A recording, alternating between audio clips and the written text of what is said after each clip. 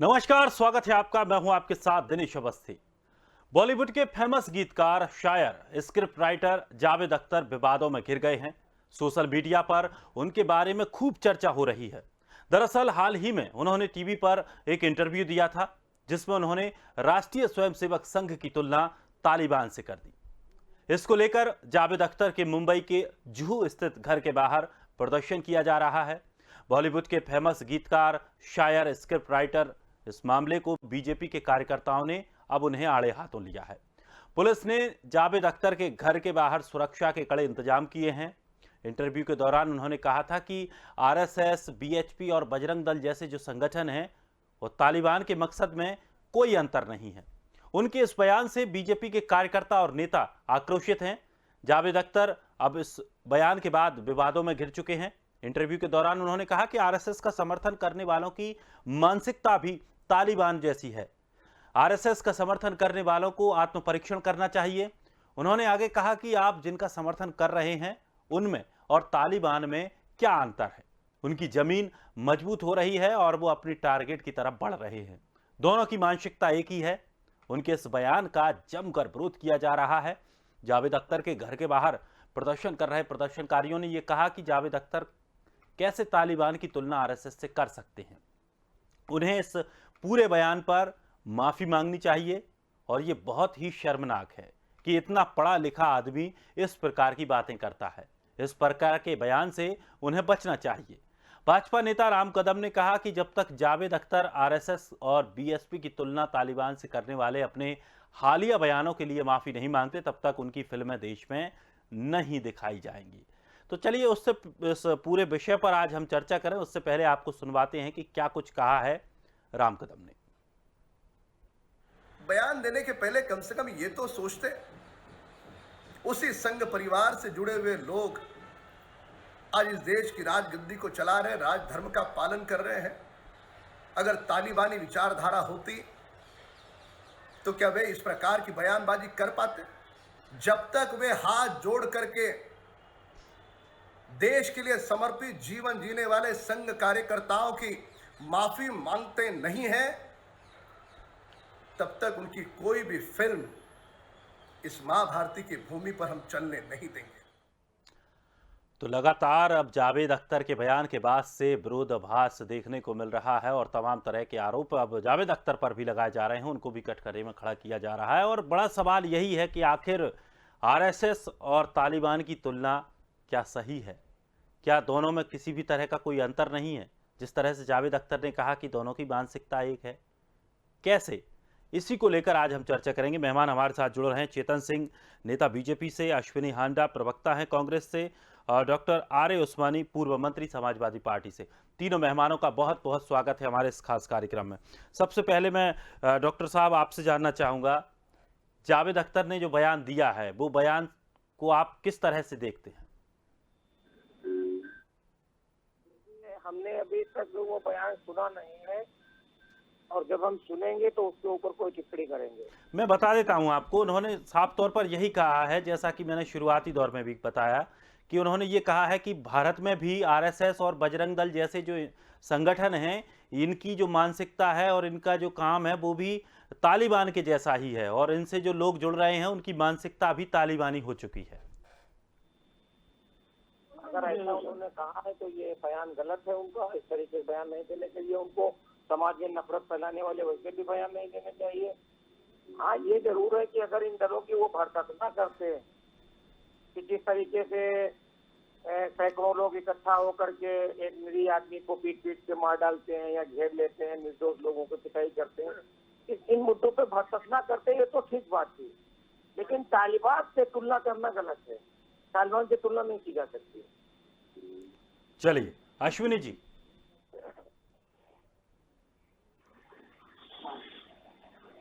अश्विनी जी, आप तक आवाज पहुंच रही है? हेलो अश्विनी जी, आप मुझे सुन पा रहे हैं? आप मुझे? हेलो अश्विनी जी, आप मुझे सुन पा रहे हैं? जी जी बिल्कुल बिल्कुल। अश्विनी जी, जावेद अख्तर का बयान है जिसमें उन्होंने कहा है कि आरएसएस, विश्व हिंदू परिषद, ये सब भी तालिबान जैसे ही हैं और इनके साथ जो लोग जुड़े हैं उनकी मानसिकता भी तालिबानी जैसी है। किस तरह से देखते हैं आप इस बयान को? पहले तो ये बात ऐसी है कि भारतीय जनता पार्टी अगर वो प्रदर्शन कर रहे हैं जावेद अख्तर के घर के बाहर, मुझे लगता है ये प्रदर्शन जो है वो केंद्रीय मंत्री और भारत सरकार के खिलाफ भारतीय जनता पार्टी को करना चाहिए था, जिस तरीके से भारतीय जनता पार्टी विरोध करती है तालिबान का। लेकिन मैं भारतीय जनता पार्टी के लोगों से पूछना चाहता हूं कि ये बताएं कि क्या केंद्र सरकार का तालिबान के ऊपर किस तरह का बयान है और क्या तालिबान को वो रिकॉग्नाइज कर रहे हैं।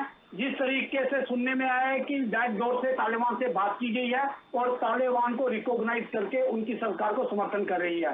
एक तरफ तो प्रधानमंत्री जी कहते हैं कि गुड टेररिज्म और बैड टेररिज्म, तो भारतीय जनता पार्टी को यह स्पष्ट करना चाहिए कि तालिबान अब गुड टेररिज्म कर रहा है या बैड टेररिज्म कर रहा है। भारतीय जनता पार्टी के पास देश को दिखाने के लिए विकास के नाम पे कुछ नहीं है और फिर भारतीय जनता पार्टी बस वही पाकिस्तान, अफगानिस्तान, तालिबान, इसके सिवाय भारतीय जनता पार्टी के पास कुछ नहीं है। अश्विनी जी, आप एक लाइन में मुझे ये बता दीजिए कि तालिबानी मानसिकता और आरएसएस, विश्व हिंदू परिषद, इनकी तुलना सही है या नहीं? देखिए, तुलना जिस प्रकार का तालिबान हिंसक है, हिंसक गतिविधियों में शामिल है, उसी तरह का जो है वो आरएसएस शामिल है गतिविधियों में, जिस तरीके से लिंचिंग करती है और देश के अंदर जो है घृणा फैलाती है। तो मैं तो ये आरएसएस लड़ती है, आरएसएस घृणा फैला रही है, आरएसएस महिलाओं को मारती है, आरएसएस बच्चों को मारती है, आरएसएस गोले बारूद दागती है अपने ही देश में। देखिए, गोला बारूद तो आपको आपकी इनकी प्रवृत्ति से पता चलता है कि आरएसएस किस तरीके से आज देश के अंदर घृणा फैला रही है, किस तरीके से एक समुदाय को लेकर घृणा फैलाती है, किस तरह से एक समुदाय और ओबीसी के लोग जो उनके ऊपर लिंचिंग की जाती है। ये कौन लोग हैं? ये वही लोग हैं, उसी मानसिकता के लोग हैं जिसके चलते लोगों के ऊपर जो है इस तरह का अपराध किया जाता है, इस तरह की प्रताड़ना की जाती है। नहीं अश्विनी जी, तो अश्विनी जी, आप तालिबानी मानसिकता का अगर यहाँ पर हमारे यहाँ शासन होता तो मुझे नहीं लगता कि आप विपक्ष में बैठ करके और इस तरह से टीवी डिबेट में हम इस तरह की बहस कर पाते और जो जावेद अख्तर इस देश में रह रहे हैं वो इस तरह की तुलना कर पाते। यहां तक मैं मानता हूं। देखिए अवस्थी जी, बात ऐसे है कि आज देश के अंदर कोई भी संगठन हो, अगर वो घृणात्मक अपने बयानबाजी करता है, घृणात्मक जो है शब्दावली का प्रयोग करता है, वो भी एक प्रकार का तालिबानी उनके ही नक्शे कदम पर चल रहा है। हम ये मानते हैं हमारा देश जो है उसकी नींव जो है वो अहिंसा पर टिकी हुई है और हम हिंसक लोगों के विरोध में है, चाहे वो आरएसएस हो, चाहे वो अलगाववादी हो, या किसी भी मानसिकता के लोग हों, हम उन सभी का विरोध करते हैं जो लोग कानून को अपने हाथ में लेते हैं और दूसरे समुदाय के ऊपर अटैक करते हैं या किसी तरह की प्रताड़ना करते हैं। बिल्कुल सही कहा आपने। तभी सोनिया गांधी रोने जाती हैं, उनको बहुत बुरा लगता है, उनको रात भर नींद नहीं आती है जब किसी आतंकवादी को अगर पकड़ लिया जाता है तो वो शायद वो लोग शायद पसंद हैं। आज विषय ये होना चाहिए था कि भारतीय जनता पार्टी तालिबान के समर्थन में है कि नहीं है। ये आज के अंदर सरकार ये देश का मामला है अश्विनी जी, ये देश का मामला है। देश की कितनी तरह की कूटनीति होती है, रणनीति होती है, उनको चौराहे पर लाकर नहीं रखा जाता है। वो आप जानेंगे, लेकिन जिस तरह से स्थिति साफ होगी वो चीजें क्लियर होंगी, क्योंकि इस पर मैं रोज कार्यक्रम कर रहा हूं। अश्विनी जी, मैं इस पर रोज कार्यक्रम कर रहा हूं, मैं आपको पूरी अपडेट दे सकता हूं कि किस तरह की प्रक्रियाएं चल रही हैं। भारत अभी चलिए, क्या इससे पहले अवस्थी जी ये पूछना चाहूंगा कि तालिबान के ऊपर जिस तरीके की इन्वेस्टमेंट की गई और आज वो इन्वेस्टमेंट में पानी फिर गया है, तो उसकी जिम्मेदारी कौन लेगा? क्या प्रधानमंत्री जी उसकी जिम्मेदारी लेंगे? बिल्कुल लेंगे। इसी वजह से आज हम पूछना चाहते हैं, हर नागरिक का अधिकार है ये जानने का कि हमारी सरकार क्या कर रही है, बिल्कुल लेंगे, सरकार की नीति क्या है, बिल्कुल लेंगे। तालिबान के पक्ष में या विपक्ष में है, ये बताए सरकार। आज प्रश्न ये है, बिल्कुल वही पूछता हूँ। क्या कहा? वही चेतन जी के पास चलते हैं। चेतन जी बीजेपी से हमारे साथ जुड़े हैं। चेतन जी, पहले एक जी। सवाल का जवाब दे दीजिए कि आप किस तरह से देखते हैं जो बयानबाजियां हुई हैं, जिस तरह से जावेद अख्तर ने बयान दिया है और आपने दोनों पार्टियों के जो प्रवक्ता बैठे हैं उनकी तरफ से भी आपने सुना कि उनकी पार्टी की और उनकी क्या मानसिकता इस पर है, उनके विचार किस तरह के हैं। और तीसरा जो सवाल अश्विनी जी जानना चाहते हैं कि भारत और तालिबान को लेकर के किस तरह की मानसिकता रखता है। तो मुझे तो बहुत ही विकृत मानसिकता के साथ में ये बयान नजर आ रहा है और इसका समर्थन करने वाले भी विकृत मानसिकता के साथ नजर आ रहे हैं। संघ की प्रार्थना इन लोगों ने कभी सुनी नहीं है, और सुनी है तो समझी नहीं है, और नहीं समझी है तो एक लाइन में समझ में, हे वात्सल्यमयी मातृभूमि तुझे सदा प्रणाम, मातृभूमि की रक्षा के लिए निष्ठर शरीर अर्पित करता हूँ, ऐसी शक्ति दो सारे विश्व में कोई हमसे जीते नहीं, और नम्रता भी माँ ऐसी देना कि दुनिया हमारी विनम्रता के आगे नतमस्तक हो, इस राष्ट्र को परम वैभव तक ले जाने का सामर्थ्य हम हिंदुस्तानियों को दो। मुझे समझ में नहीं आता कि तालिबान की विचारधारा के साथ समर्थन करने वाले, जोड़ने वाले लोग ये लाइन पढ़ना कहाँ से भूल जाते हैं। क्या तालिबान में रह करके जिस तरह की बकबक आप लोग कर रहे हो कर पाते? आपकी बहन बेटियां सुरक्षित रह पाती? और अश्विनी जी, आप तो कश्मीर से हो ना, 6 लाख कश्मीरी पंडितों को रातों रात बेदखल कर दिया, तब कहाँ चुपके बैठे थे? किसकी गोद में जाकर के बैठे थे? ये भारत के लोग नहीं थे क्या? ये हमारे कश्मीरी पंडित अपने लोग नहीं है क्या? ये भारत की पावन भूमि से कश्मीर अलग है क्या? क्या जिस प्रकार की उद्दंडता वहां पर है, क्या वो यहाँ पर भी है? तालिबान तो कहता है कि कोई भी बेटी, कोई भी महिला बाहर नहीं निकले, क्योंकि हमारे और हमारे लड़ाकों को महिलाओं का अदब करना नहीं आता। क्या ये संस्कृति है? क्या रास्ते चलते लोगों को गोली से भूल डालना ये संस्कृति है? सुन लीजिए, मैंने आपका सुना ना कि बकबक करने की जरूरत नहीं है। आप पहले पूरा बयान सुनिए। तो जहां तक कहते हो तालिबान को लेकर के भारत सरकार क्या क्या रोके, तो तालिबान को लेकर के भारत सरकार का वही रोके जो पाकिस्तान और चाइना को लेकर के भारत सरकार का रोके। समझ गए ना? इससे ज्यादा जब बताना होगा तब सेना बताएगी, देश की दशा दिशा और सामर्थ्य क्या है ये सरकार बताएगी। आपकी तरह चौक चौराहे और चालों पर जाकर के खड़े होकर के किसी भी देश की डेमोक्रेसी को न तो हम सम्मानित करते हैं न अपमानित करते हैं। हम केवल भारत और भारत की भूमि की बात कर रहे हैं। केंद्र सरकार का क्या अरे चुप रहो, बकबक करना बंद करो, बकबक करना बंद करो। आपकी नेता श्रीमती सोनिया गांधी के बारे में भी आपने सुना नहीं है कि किस तरह से आतंकवादियों को जब मुठभेड़ में मारे जाते हैं तो उनको रात भर नींद नहीं आती है? आपको शर्म नहीं आती आतंकवादियों का समर्थन करते हुए?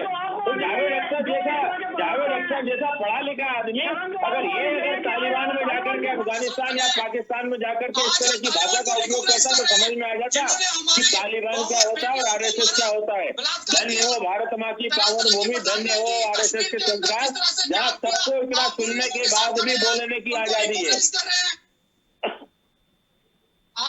अवस्थी जी इनको कहिए भाई, जब आपने इनसे पूछा मैं इनको नहीं टोक रहा था, आप इनको कहिए बीच में बकबक नहीं करा करें। देश के अंदर हमेशा आतंकवाद फैलाया है और आज आप उसी की जम्मू कश्मीर से लेकर के पंजाब तक में आग लगाने वाले लोगों, हजारों लाखों लोगों का कत्ल आम कराने वाले लोगों, सिखों को तुमने मरवाया, हमारे अपने कश्मीरी पंडितों को तुमने मरवाया, आसाम को तुमने जलाया, इस देश की पावन भूमि में घुसपैठियों को तुमने बसाया, रोहिंग्याओं को बसाने का तुम समर्थन करते हो और हमसे प्रमाण पत्र मांगते हो। तुम जैसे लोगों की विचारधारा को तो इस संविधान में संशोधन करके रखना चाहिए कि जिसकी विचारधारा तालिबान के साथ है उसको तुरंत भारत सरकार प्लेन उपलब्ध कराए तो ले जाके अफगानिस्तान छोड़ करके आए। क्यों नहीं जाते अफगानिस्तान? अगर आपको यहाँ पर भी तालिबान नजर आता है तो आपको अफगानिस्तान चले जाना चाहिए। आप सुन लीजिए, अगर आप में मादा है सुनने का तो सुनिए। अरे आपका मादा मुझे मालूम है, कश्मीर में बैठ करके अपने लोगों का कत्लेआम कराते रहे, एक शब्द नहीं निकलता था। बीपी सिंह की सरकार कायर आप उसके साथ गठबंधन में थे और कायर कश्मीरी विस्थापित हुए, वो भी एक षड्यंत्र। भारत की सेना के साथ में मजाक करने वाले, भारत की सेना का सरकार में रह करके उनके हाथ को बांधने का पाप तुम्हारी सरकार ने किया है। अश्विनी जी, तो भारत की पावन भूमि पर रहने के बाद भी भारत माँ का अपमान करने का तुम जो साहस कर रहे हो ना, ये आने वाले वक्त में आपको भी कहीं नहीं छोड़ेगा, क्योंकि भारत की पावन भूमि को जिसने भी अपमानित किया है उसको जनता ने हमेशा बाहर का रास्ता दिखाया है। हम डेमोक्रेट्स लोग हैं, ये याद रखिए। ये तालिबान नहीं है, ये आतंकवादियों का गढ़ नहीं है, हिंदुस्तान है। सरकारों के साथ उनका समर्थन करते हैं, ये जग जाहिर हो गया है। सबसे पहले आपने पीडीपी के साथ जो हुर्रियत का समर्थन करती थी, अरे तुमने तो आतंकवादियों को कश्मीर में बसाया। तुम्हारी सरकार ने जम्मू कश्मीर का पूर्ण विलय नहीं होने दिया। किस तरह की बात करते हो? 1971 में श्रीमती इंदिरा गांधी संघ कार्यालय में माथा टेकने गई थी। गृह युद्ध के स्थिति में इस देश को टेका देना है आपका काम। जरा इंदिरा गांधी जी की किताब को पढ़ के आया करिए। शहर में 1000 सैनिकों को तस्करी में सजा करके भेंट कर दिया। ये आपकी जागीर थी? ये भारत की सेना का सामर्थ्य था, शौर्य था, जो उनको हमने बंदी बनाया था। तुमने एक समझौते में उठा करके सबको छोड़ दिया। शर्म नहीं आती इस तरह की बात करते हुए? सेना का प्रमोशन मानते हो, सेना के शौर्य का प्रमाण मानते हो, की गई कार्रवाइयों का तुमको वीडियो चाहिए। भारतीय जनता पार्टी पूरी तरह से फेल हो चुकी है, चाहे वो आतंकवाद का मसला हो, चाहे चाइना। अरे चुप रहो, नहीं तो कोई रोक जाएगा। वहीं पे बोलने की हिम्मत नहीं है आतंकवादियों को खिलाफ आपको। उसी के चलते आज इस विफलता के कारण वही तो कह रहा हूँ, बोलने का सामर्थ्य नहीं है आपको सोनी जी। समर्थन करना पड़ रहा है। ऐसे आतंकवादियों के तलवे चाहते हो तुम लोग, यही कर सकते हो। तुमको आरएसएस और तालिबान में नजर नहीं आता है तो तुम आतंकवादियों के तलवे चाहते रहना। और इसीलिए कश्मीर में रहते हुए तुम लोग इस प्रकार की दुर्गति हुई। तुम्हारे कश्मीर में लोग विस्थापित करके कब आवाज नहीं निकलती थी? नहीं है तो भारतीय जनता पार्टी और केंद्र सरकार प्रधानमंत्री साफ करें कि हम तालिबान का। अरे चुप करो, बकबक करना बंद करो। केंद्र सरकार, भारतीय जनता पार्टी, ये दोनों तुम्हारे गुलाम नहीं है। तुम्हारी विचारधारा के भी गुलाम नहीं है, ये देश की जनता के गुलाम है, समझे ना? और तुम जैसे गद्दारों की गद्दार भाषा बोलने वाले लोगों के गुलाम नहीं है। आपके कहने से गुरदार नहीं होने वाला। अरे पूरा कुनबा गद्दार है तुम्हारा, पूरा कुनबा। पंडित जवाहरलाल नेहरू से लेकर के इंदिरा गांधी से राजीव गांधी, राजीव से सोनिया और सोनिया से राहुल और राहुल से तुम भी, तुम सब गद्दार हो। इस देश की जासूसी करने वाले, इस जम्मू कश्मीर को स्वर्ग की क्यारी में आग लगवाने वाले तुम ही लोग हो। क्योंकि आपके पास कुछ नहीं है बोलने के लिए, आज देश को दिखाने के लिए। चलिए, आपके पास कुछ नहीं है, हमारे पास तो है। चलिए चेतन जी, अश्विनी जी, उस्मानी साहब भी हमारे साथ बने हुए हैं, उन्हें भी मौका दीजिए, उन्हें भी अपनी बात रखने दीजिए। डॉक्टर साहब, आप किस तरह से देखते हैं, क्या इस तरह की जो बातें आती हैं, इस तरह के जो बयान निकल कर आते हैं, फिर इनको लेकर के विवाद होता है और फिर इस तरह की जो नारे या इस तरह की जो बातें हैं उनको फिर चुनावी रंग दे दिया जाता है? अभी उत्तर प्रदेश में चुनाव भी हैं, क्या इस तरह के मुद्दे चुनावों में हावी हो पाएंगे और वही उन्हीं के लिए इन मुद्दों को निकाला जा रहा है? यही तो भारतीय जनता पार्टी चाहती है। भारतीय जनता पार्टी यही चाहती है कि असदुद्दीन ओवैसी जैसे लोग उल्टे सीधे बयान दें, जावेद अख्तर जैसे लोग उल्टे सीधे बयान दें और उस पर डिबेट करा के पूरे देश में इलेक्ट्रॉनिक मीडिया चैनल पे तो पूरे देश में सांप्रदायिकता फैलाने का काम करें। आप बताइए, क्या भारतीय जनता पार्टी के नेता जो हैं सरकार में थे तो आतंकवादियों को हवाई जहाज में बैठाल के बिरयानी खिलाते कंधार छोड़ के आए थे कि नहीं? अफगानिस्तान बताइए, छोड़ के आए थे कि नहीं आए थे? अभी मैं बीजेपी प्रवक्ता की बातें को सुन रहा था, कुछ किस तरीके से अश्लील शब्दों का प्रयोग कर रहे थे विपक्ष के नेताओं के प्रति, चाहे वो सोनिया गांधी हो, चाहे प्रियंका गांधी हो, चाहे राहुल गांधी हो, चाहे उस कांग्रेस के प्रवक्ता हो। इस तरीके का अभद्र व्यवहार करना चाहिए टीवी के डिबेट पे। ऐसे डिबेट करने वाले नेताओं को आप बुलाते क्यों हैं इस डिबेट पे? इनको तमीज नहीं है बात करने की, इनको तमीज पहले सिखाइए। इनकी संस्कृति बढ़ चुकी है, भारतीय संस्कृति बढ़ चुकी है, जिसको जो चाहे वो बोलेंगे। पहले तो ये आतंकवादियों को साकों को दूध पिलाएंगे, पहले ये महबूबा मुफ्ती के साथ मिलकर वो कश्मीर के सरकार बनाएंगे, उसके बाद इनकी धज्जियां उड़ाएंगे।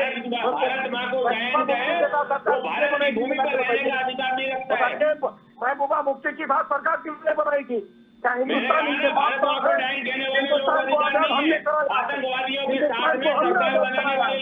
हिंदुस्तान को हमने आजाद कराया है, हिंदुस्तान को हिंदू मुसलमान बनाने में कोई कसर नहीं छोड़ी। देश को देश को खाने का काम अगर किसी ने किया है तो तुम लोगों ने किया है। ये अंग्रेजों की चर्चागिरी कर रहे थे, ये अंग्रेजों के से मुखबरी कर रहे थे और मुखबरी पाकिस्तानियों के मुखबिर तो तुम ही लोग हो।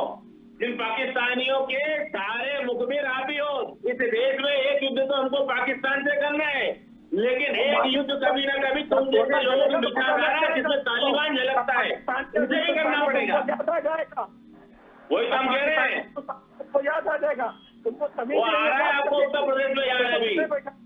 अभी आपने जिस प्रकार से राम भक्तों पर जो गोलियां चलाई थी आपकी सरकार ने, अभी 5 साल आपको समझ में आ रहा है, अभी और समझ में आएगा, आप चिंता नहीं करिए। चलिए अश्विनी जी, जिस तरह से जो तमाम बयानबाजियां की जाती हैं, इन बयानबाजियों का अगर देखा जाए तो जो बड़ी बड़ी हस्तियां हैं, चाहे वो मशहूर शायर हों, मशहूर लेखक हों, मशहूर इस तरह से जो बड़ी बड़ी हस्तियां हैं वो उस तरह का बयान दे जाती हैं, देश का माहौल खराब होता है। ये आप मानेंगे कि नहीं मानेंगे? देखिए, हर आदमी को अपनी बात रखने का स्वतंत्रता है, ये मानते हैं। अगर ये तालिबान होता, अश्विनी जी आप दिल से बताइए, अगर ये तालिबान होता तो क्या इस तरह आप देश के विरुद्ध या चलिए आपने कहा तालिबानी इनकी विचारधारा है, क्या तालिबान में रहकर आप तालिबानी विचारधारा के विरुद्ध जा सकते हैं? आप खुलकर बयान दे सकते हैं? देखिए, सबसे पहले हमारी देश की जो स्वतंत्रता के बाद किस तरह का संगठन बनाया गया, किस तरह का जो है रचना की गई, सबसे पहले उस पर डिपेंड करता है। हम एक दुनिया का सबसे बड़ा लोकतंत्र है और सभी लोगों को अपनी अपनी बात रखने का अधिकार है। लेकिन मैं ये कहना चाहता हूं कि अगर जावेद अख्तर जी ने गलत बयान दिया है तो भारतीय जनता पार्टी को उसको शांतिपूर्वक उससे बात करनी चाहिए, लेकिन उनके घर के बाहर जाके प्रदर्शन करना, उनको गलत तरीके से बयान करना, उनको रोकना, ये कहां का इंसाफ है? भारतीय जनता पार्टी को अगर ऐसा लगता है तो भारतीय जनता पार्टी, उसके लिए कानून है, कानून के तहत उस पर कार्रवाई होनी चाहिए। भारतीय जनता पार्टी इस तरह के मुद्दों को जो धर्म पे निर्धारित हो उनसे हवा देती है और उसके बाद उनको जो है वो चुनावों में भुनाने की कोशिश करती है।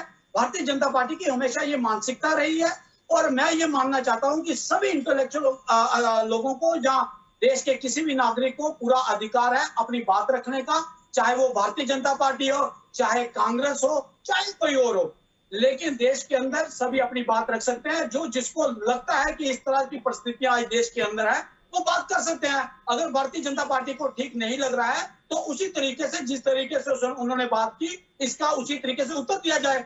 आप हिंसक प्रवृत्ति के साथ उसका उत्तर देंगे और चुनावों में इसको बुनाएंगे तो आज देश उसको सुनने को तैयार नहीं है। भारतीय जनता पार्टी की मानसिकता और जो विचार है वो आज देश उससे उब चुका है, क्योंकि अब देश जो है वो चाहता है कि उसको रोजगार हो, महंगाई से उसको राहत मिले, कोरोना महामारी में उसको दवाई मिले, ये प्राथमिकता होनी चाहिए, ना कि भारतीय जनता पार्टी फिर से विकास के नारे को जो है वो सिर्फ चुनावों के बाद लेके आती है और चुनावों में जातिवाद और ये सब चीजें करती है जो अब देश सुनने वाला नहीं है। मैं यहाँ सच्चाई बता रहा हूँ, क्योंकि लोग जो है वो बेरोजगारी से ग्रस्त हैं, जिस तरीके से कोरोना काल में बदहाली हुई है देश की। चेतन जी, देखिए, देश में आज हम बात कर रहे हैं दूसरे विषय पर। हमारे मित्र अश्विनी जी कि शांतिपूर्वक जाके हम उनसे बात करें, गाली भी हम खाएं, पत्थर भी हम ही खाने दें। अरे भैया, ऐसा तो कहीं भी नहीं है जो आप हमको सिखा रहे हो। थोड़ी आप भी कोशिश कर लेते कि इस प्रकार का बयान देने की जरूरत क्या थी, इस प्रकार का बैलेंस पैदा करने की जरूरत क्यों है? हिंदुस्तान में ठंडे पड़े हुए प्रदेश में शांति के टापू में आग लगाने की फितरत पैदा की जा रही है और इन लोगों को समर्थन किसका है? ये इन्हीं लोगों का है जो इस तरह की भाषा बोल रहे हैं। हमने तो नहीं कहा जावेद अख्तर साहब को इस प्रकार का बयान देना, हमने तो एक नारा है अवस्थी जी कि सबका साथ, सबका विकास और सबका विश्वास। लेकिन अगर तालिबान की तरह का कोई हरकत करेगा, उस तरह के विचार कोई लाएगा, उस तरह का कोई फन फैलाएगा तो उस फन को पूरी ताकत के साथ मसल करके कुचल करके रख देंगे। ये देश, ये पावन भूमि बाबा साहब अम्बेडकर के संविधान के अनुरूप चलेगी, न कि तालिबान और इनके विचारों के अनुरूप चलेगी। इसलिए जो हमारा संविधान है, इस संविधान में सम्मान देना सीखो। किसी के भी अपमान कर दोगे और कहोगे कि अभिव्यक्ति की आजादी है। ये सी कौन सी अभिव्यक्ति की आजादी है, बताइए ना। देश के आप प्रधानमंत्री किसी भी के देश बारे के में आप नागरिक को शब्दों का दबाव प्रयोग डाल करते हैं के तब आपको अच्छा ही लगता है। उसके मुंह में अभी आपने कह रहे शब्द नहीं सोनिया डाल गांधी सकते। संघ के ये बारे में भी हिंदुस्तान है और लोकतंत्र आपने है। मेरे से पहले इनसे ही पूछा था ना, पाकिस्तान या संघ को चाइना किस नहीं तरह से है, लेकर के, यहाँ पे अरे संघ के आपकी बात तलवे सुनी के जाएगी। जो धूल मैं होती ना, आपको स्पष्ट कर दूं, वो भी नहीं है आज कांग्रेस कितने और भी घृणा राजनीतिक फैलाए दल, लोग सुनने वाले नहीं है। जिन्होंने देश के लिए लाखों स्वयंसेवक पैदा करके दिए हैं, निस्वार्थ भाव से दिए हैं, केवल भारत माँ के परम भावों को काम करने के लिए दिए हैं। कि आपकी तरह माफ करना, कुर्सी के लिए, दलाली के लिए, रुपए पैसे की चापलूसी के लिए नहीं दिए हैं। लोगों ने अपने जीवन का अर्पण किया है, तब जाकर के संघ में से ऐसा कमल का फूल खिला है। अब अवस्थी आपको अच्छा साहब, नहीं लगे इनके तो उसमें मेरा पास कोई कसूर नहीं है साहब। तर्क नहीं है, इनके पास कोई तर्क नहीं है।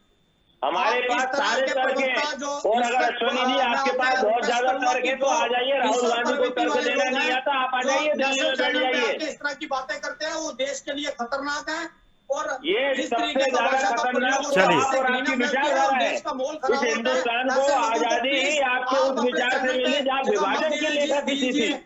ये मैं जहाँ आपसे विभाजन रिक्वेस्ट की कर रहा हूं। लेखा किसी हो तो चलिए। आपकी विचारधारा स्वतः समझ में आती है कि बहुत आपकी विचारधारा बहुत किस बहुत प्रकार की शुक्रिया, थी। बहुत बहुत शुक्रिया सभी मेहमानों का हमारे साथ जुड़ने के लिए। लेकिन जिस तरह से जावेद अख्तर ने तालिबानी दर्द बयां किया है, उन्होंने कहा है कि आरएसएस, विश्व हिंदू परिषद और तालिबान एक ही विचारधारा के हैं। इसको लेकर बीजेपी ने विरोध जताया है, उनके घर के बाहर प्रदर्शन किया जा रहा है और साफ तौर पर यह कहा गया है कि जब तक जावेद अख्तर माफी नहीं मांगेंगे तब तक उनकी कोई भी फिल्म रिलीज नहीं की जाएगी, ना कोई दिखाई जाएगी। और इसके अलावा विरोध लगातार उनका जारी रहेगा। लेकिन बड़ा सवाल यह है कि अगर भारत में तालिबान जैसी स्थिति होती तो क्या जावेद अख्तर साहब इस तरह का बयान दे पाते। फिलहाल इस खास कार्यक्रम में इतना ही। ताजा तरीन खबरों के लिए आप बने रहिए स्वदेश के साथ।